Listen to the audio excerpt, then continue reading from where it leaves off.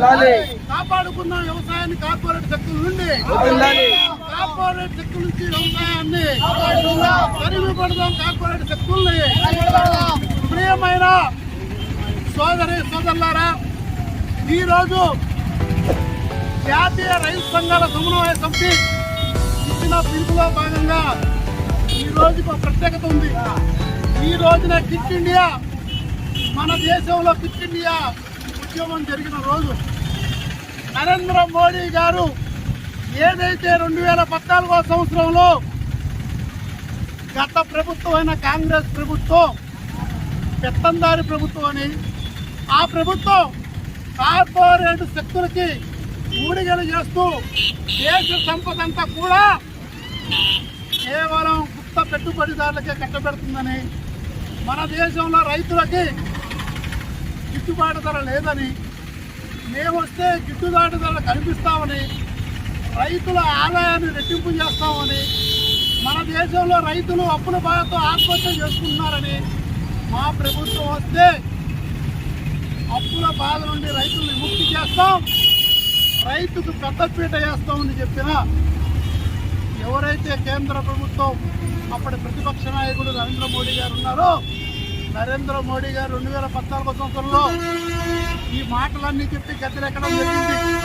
నరేంద్ర మోడీ గారు ప్రధానమంత్రి అయ్యారు, ఇంకా రైతులకు మేలు చేస్తారని కొన్నేళ్ల పాటు రైతులు ఎదురు చూస్తుంటే, రైతులకు హామీలు ఏ ఒక్కటి కూడా అమలు చేయకపోగా రైతులకు భారమైన చట్టాలు చేసిన పరిస్థితి.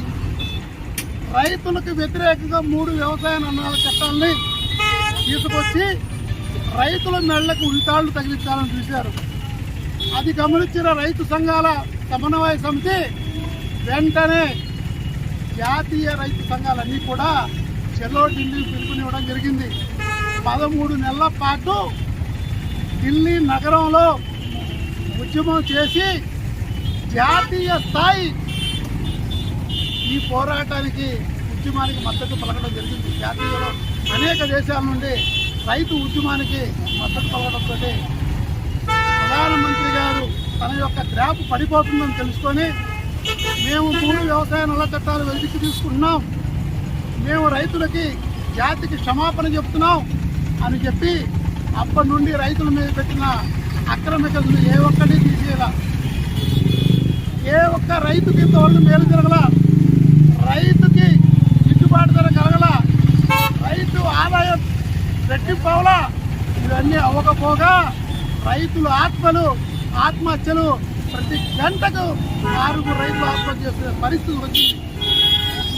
ఏదైతే రైతులు అవసరమైన ఎరువులు DAP, యూరియా అనేక ఎరువుల్ని రెట్టింపు చేశారు, రేట్లను రెట్టింపు చేసి వ్యవసాయమే దండగానే పరిస్థితిని రైతులకి ఇబ్బందికరమైన చట్టాలను చేసుకుంటూ ఈ ప్రభుత్వం ఇలానే మొండి వైఖరి వహిస్తుంటే, కేంద్ర ప్రభుత్వానికి చెంపపెట్టుగా ఈరోజు దేశవ్యాప్తంగా రైతు సంఘాలు స్వామినాథన్ కమిషన్ సిఫార్సులు ఎన్నో ఏళ్లుగా మేము అడుగుతున్నాం, అవన్నీ వెంటనే అమలు చేయాలని, రైతులకి లాభసాటి వ్యవసాయాన్ని కల్పించాలని, రైతులు పండించిన పంటలకు గిట్టుబాటు ధరలు తేవాలని, ఎరువులు విత్తనాలు